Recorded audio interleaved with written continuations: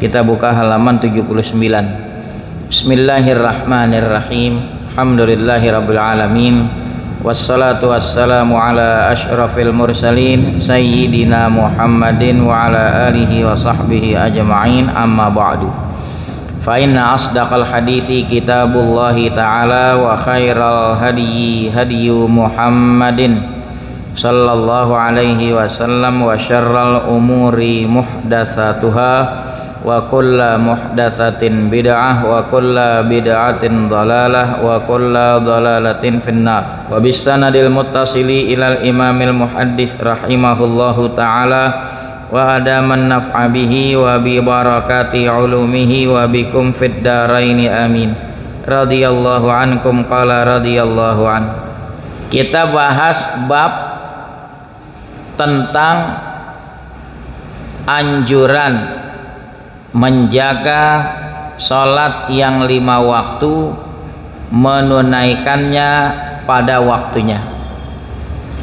At-targhibu fil muhafazati ala shalawatil khamsi, perihal menggemarkan dalam menjaga atas sholat yang 5 waktu, wadaiha, dan menunaikannya fi awali waktiha, pada awal waktu. Jadi dianjurkan sekali menjaga sholat yang 5 waktu dan melaksanakannya pada awal waktu, karena di awal waktu itu ridallah. Qala Allah Ta'ala, berfirman Allah Ta'ala, wa aqimus sholata wa atuz zakata, dirikan olehmu salat, tunaikan olehmu zakat, warka'u ma'ar raqi'in, ay sallu ma'al sallin, ma'al musallin, salatlah kamu bersama orang-orang yang salat. Lafaz dari ayat ini memberi isyarat keutamaan sholat berjamaah, karena ada kalimat ma'a, bareng-bareng dengan orang-orang yang sholat. Itu isyarat keutamaan sholat berjamaah. Wa qala ta'ala, berfirman Allah Ta'ala, innas sholata tanha, sesungguhnya sholat itu mencegah anil fahsya, dari berbuat keji, zina dan sejenisnya. Dengan mengerjakan sholat dia terhindar, gak sampai keinginan berbuat perbuatan yang keji. Wal mungkar, juga perbuatan-perbuatan yang mungkar.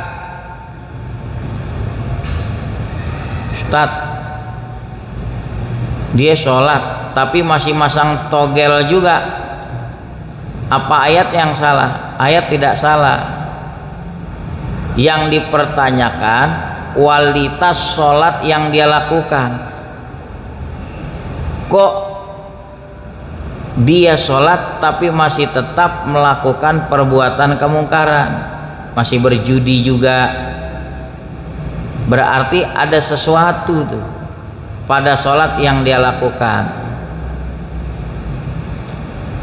kesempurnaannya, syarat rukunnya diperhatikan atau tidak. Kalau ayat nggak mungkin salah ya. Ini jaminan dari Allah.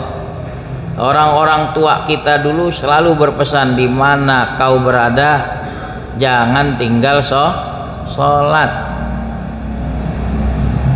Itu senjata mencegah diri seseorang dari berbuat keji dan berbuat mungkar. Surah Al-Ankabut ayat 45. Wa qala ta'ala, berfirman Allah Ta'ala, hafizu 'alas shalawati, pelihara olehmu atas sholat-sholat yang 5 waktu, was sholatil wusta, dan juga atas sholat wusta. Ada yang berpendapat sholat wusta subuh, ada yang kata asar. Lah kan salah satu itu bagian dari 5 sholat waktu.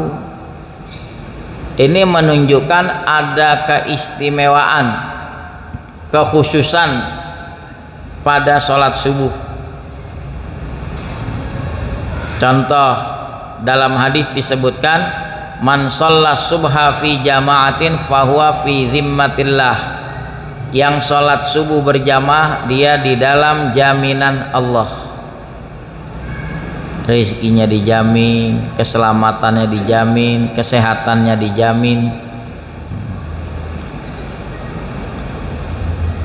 Wa qumu lillahi qanitin, berdirilah kamu, artinya di dalam sholat karena Allah, qanitin, dalam keadaan kunut. Kunut memiliki 2 makna. Makna yang pertama, muti'in, dalam keadaan taat. Dirikan olehmu sholat karena Allah dalam keadaan taat. Wa qumu lillahi qanitin ay muti'ina lillah, dalam keadaan taat kepada Allah. Tafsiran pertama, qanitin ditafsirkan muti'in karena ada hadis riwayat Imam Ahmad menyebutkan anna kulla qunutin fil Qur'ani fahuwa ta'ah. Setiap lafaz kunut yang disinggung di dalam Al-Qur'an itu maksudnya taat. Qanitin, itu maksudnya muti'in. Sedangkan tafsiran kedua artinya sakitin, berdirilah kamu di dalam sholat dalam keadaan diam karena Allah.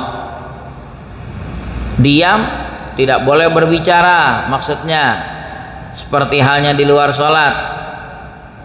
Dari situ juga seperti dalam kitab Kifayatul Akhyar menjadikan dalil anggota tubuhnya diam, tidak bergerak.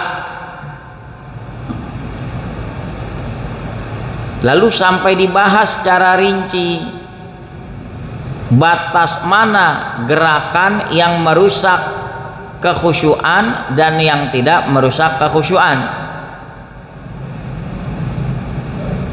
Kalau anggota besar, kepala misalnya, tangan, kaki, bila mana bergerak 3 kali berturut-turut, maka dikategorikan merusak kekhusyuan. Dengan demikian sholatnya batal. Kalau dilakukan dengan sengaja, dia tahu hal tersebut membatalkan, dia sengaja lakukan, batal. Kalau anggota kecil seperti gerak jari, gerak bola mata, itu berkali-kali pun tidak dianggap merusak kekhusyuan,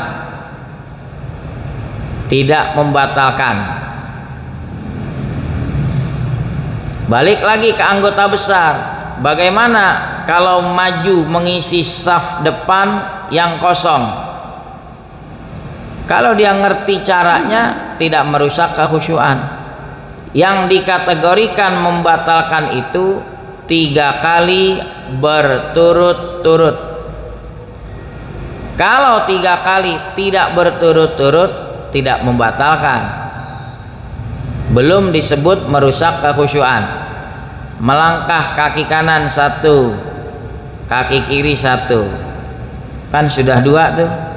Diam sejenak, masih kurang maju, melangkah lagi selangkah, langkah kedua, itu totalnya sudah berapa? 2 dengan 2, 4 gerakan, tapi tidak berturut-turut, tidak termasuk merusak kekhusyuan.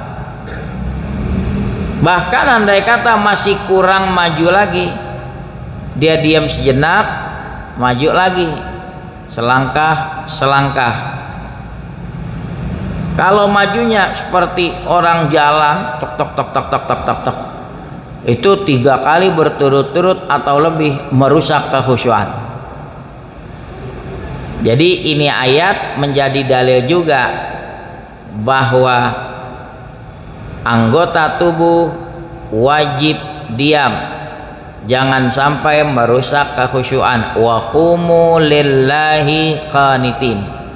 Nah, tadi disinggung tafsiran kedua sakitin.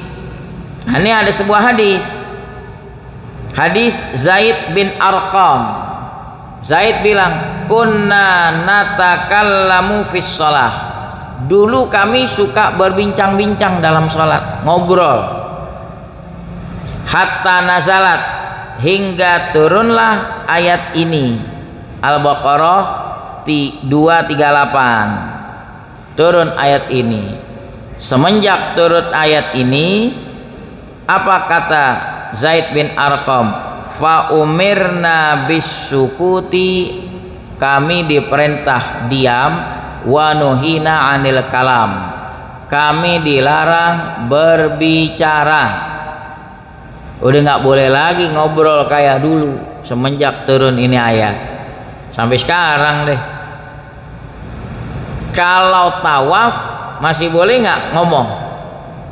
Kita lagi tawaf, nanya sama teman, udah berapa putaran? Baru 3. Nggak batal. Tapi kalau lagi sholat, nanya sama di sebelah, udah berapa rakaat? Yang sebelah kita jawab juga 2. Batal nggak? Batal, karena udah nggak boleh lagi bicara semenjak turunnya ayat tersebut.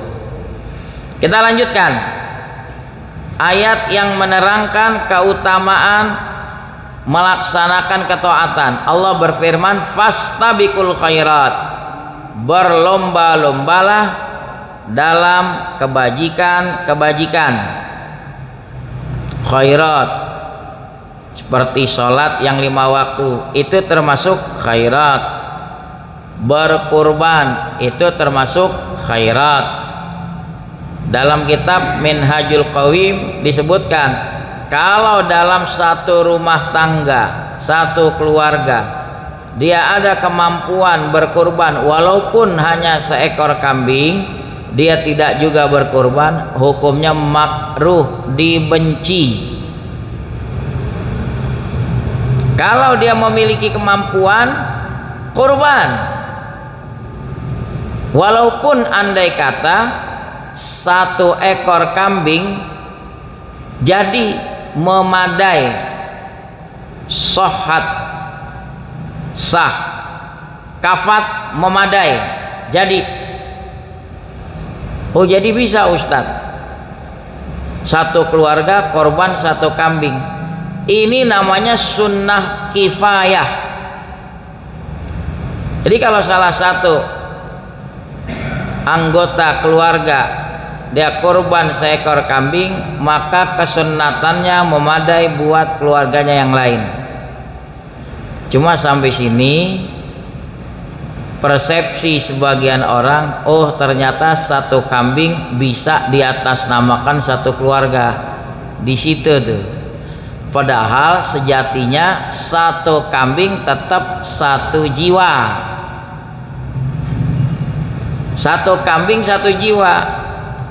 Jadi kalau ada yang berkemampuan membeli seekor kambing dalam 1 keluarga, kurban, tapi diatasnamakan salah satu dari anggota rumah tangga, entah suaminya, entah istrinya, entah anaknya. Ini dipahami apa?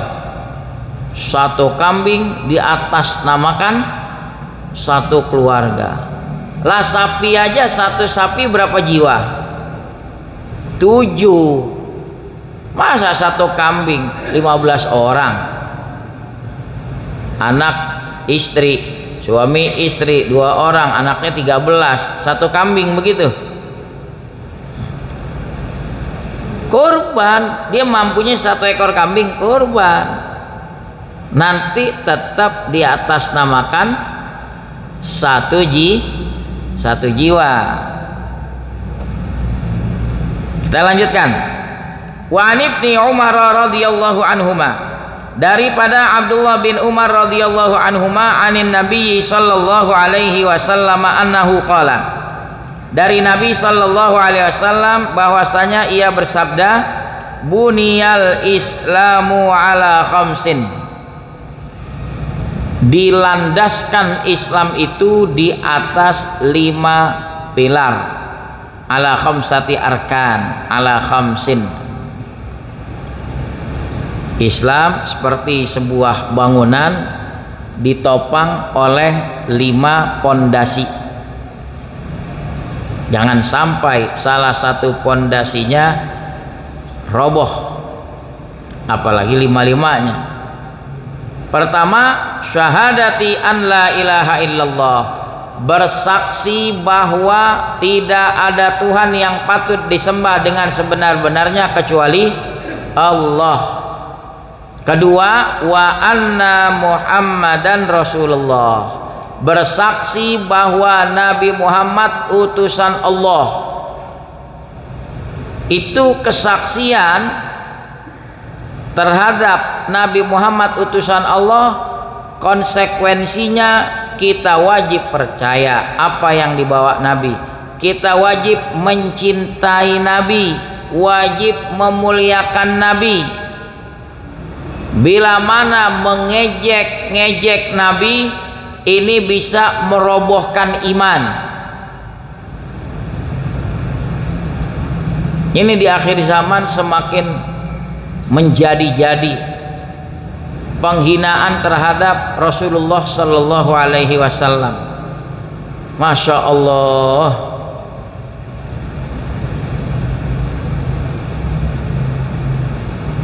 Ada satu rancangan undang-undang,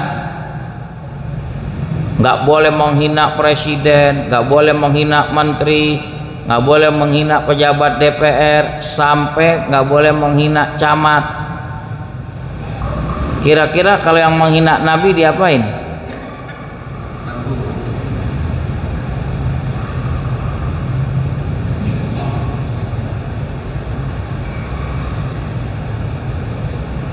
Ada nggak pasalnya?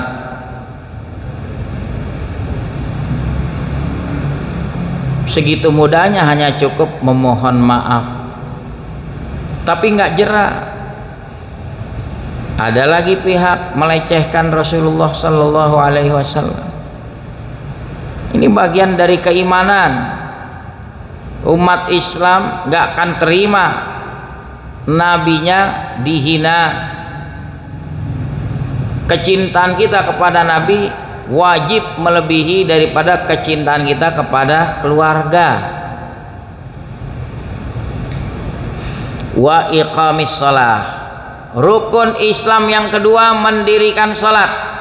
Ketiga, wa itaiz zakah, menunaikan zakat. Wa shaumi Ramadan, puasa bulan Ramadan. Wa hajjil bait, berhaji ke Baitullah. Hadis riwayat Bukhari dan Muslim daripada selain seorang daripada sahabat. Artinya bukan hanya seorang yang meriwayatkan hadis ini, banyak sekali. Wa an Abi Hurairah radhiyallahu anhu qala, dari Abi Hurairah radhiyallahu anhu berkata, sami'tu Rasulullah sallallahu alaihi wasallam yaqul, aku mendengar Rasulullah sallallahu alaihi wasallam bersabda, ara'aitum, ay akhbiruni, beritahu aku, lau anna naran bibabi ahadikum, seandainya ada satu sungai di depan pintu rumah salah seorang kamu. Sungainya jernih, buka pintu, ada sungai jernih sekali airnya. Yaghtasilu fihi kulla yaumin, dia mandi di sungai tersebut tiap hari khamsa marrat, mandi sehari 5 kali. Nabi nanya, hal yabqa min daronihi syai'un, daron maknanya wasakh, apakah tersisa sesuatu daripada kotoran di badannya? Kira-kira nyisa enggak? Kata Nabi. Ya sahabat jawab, lah mandi sehari 5 kali, enggak ada dakinya.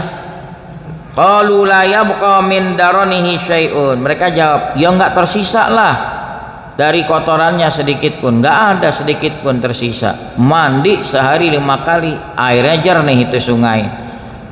Ini namanya Nabi mengajak sahabat gunakan nalarnya, kias.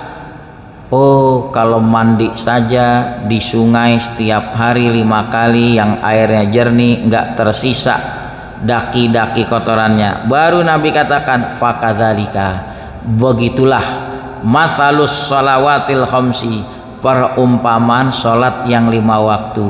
Kita sholat sehari 5 kali. Nabi bilang, yamhullahu bihinnal khotoya, Allah hapus dengan sebab mengerjakan sholat yang 5 waktu itu dosa-dosa kita. Bersih, bersih, bersih. Hadis riwayat Bukhari, Muslim dan Tirmidzi dan Nasai. Wa Abi Hurairah radhiyallahu anhu aidan, dari Abi Hurairah radhiyallahu anhu aidan, anna Rasulullah sallallahu alaihi wasallam qala, bahwa Rasulullah sallallahu alaihi wasallam bersabda, as-shalawatul khamsu, salat yang 5 waktu, subuh, zuhur, asar, maghrib, isya. Wal jumu'atu ilal jumu'ati, salat Jumat ke Jumat berikut pekan berikutnya, kafaratun, itu bisa menggugurkan 5 bainahunna, dosa diantaranya. Dari Jumat ke Jumat berikutnya rontok tuh, maksudnya dosa-dosa kecil. Sholat begitu juga, dari subuh ke zuhur, zuhur ke asar, asar ke maghrib. Malam tuhsal kabair, dengan catatan malam tuhsal kabair, malam yaltabis biha, selama dia tidak mencampur adukkan dengan perbuatan dosa besar. Kalau lafaz hadis lain, idza jtunibatil kabair, apabila dijauhi dosa-dosa besar. Hadis riwayat Muslim dan Tirmidzi dan lainnya. Hadis terakhir tentang keutamaan salat di awal waktu.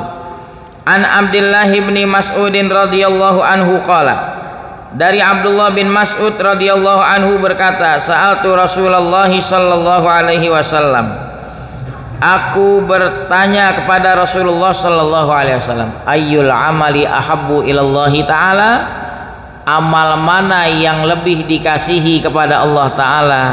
Ya Rasulullah, amal apa yang paling Allah sukai?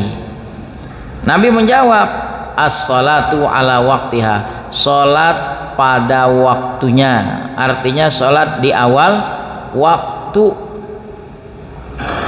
Jadi kalau pengen tahu Allah cinta sama kita apa kagak, cirinya apa? Tadi, salatlah di awal waktu,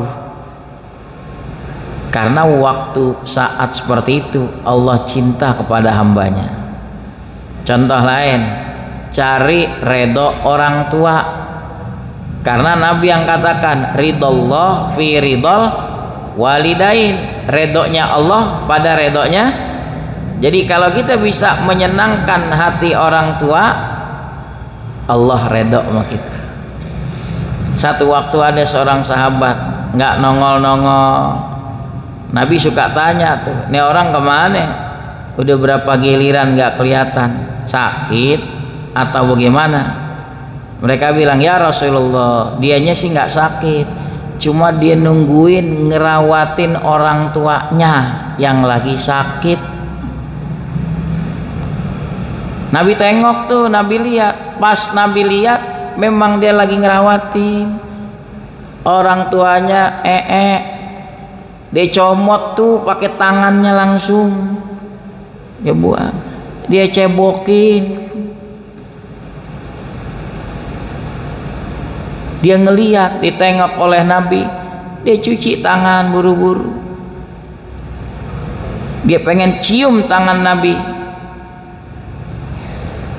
Nabi angkat ini tangan ke jidatnya. Ya. Kamu belum tentu masuk surga karena amal ibadahmu, tapi yang aku lihat begitu tulus ikhlas kau merawat orang tua. Subhanallah. Ya. Zaman sekarang mah tinggal panggil apa? Perawat. Ya. Kapan lagi? Ya. Habib Ali Kuitang, kita tahu bisa begitu alim. Saya punya paman cerita, ibunya sakit. Sebelum berangkat taklim diladenin dulu tuh kebutuhan-kebutuhan ibunya, dilap, didandanin rapi. Satu waktu berasa kurang sehat, Ali temenin Umi dulu ya. Iya Mi.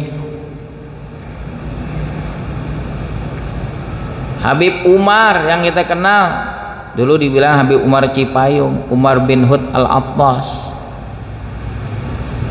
Kita kenal doanya mustajab, orang pada berbondong-bondong.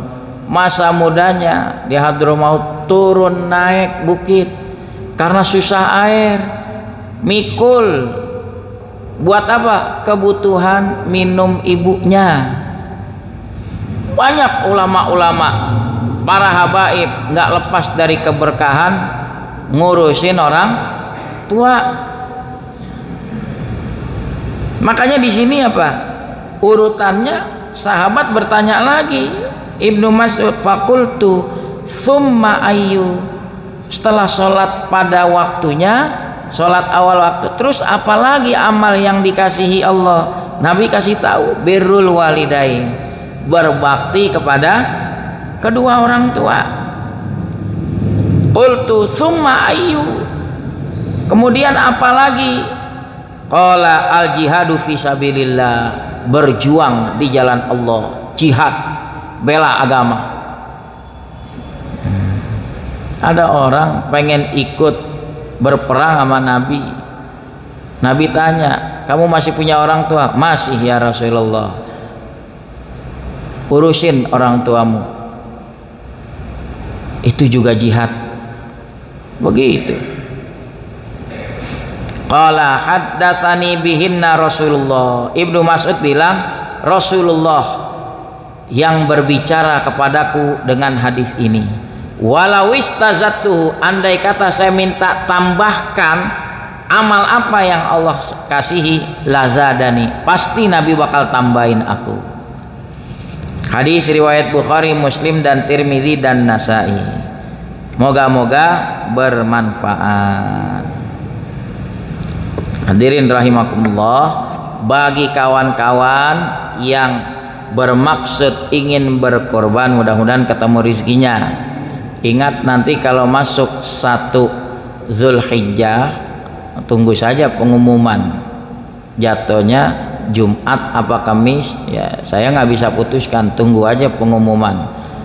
Yang jelas dalam hadis riwayat Muslim dari Abi Umamah, idza ra'aitum hilala Zulhijjah, kalau kamu sudah melihat hilal awal bulan Zulhijjah, wa arada ahadukum ayyudhhiya, dan berkehendak salah seorang kamu pengen berkurban, apa Nabi perintah? Falyumsik an sya'rihi wa azfarihi, tahan dia punya rambut dan kukunya, artinya jangan dipotong, jangan digunting dulu kalau yang kurban.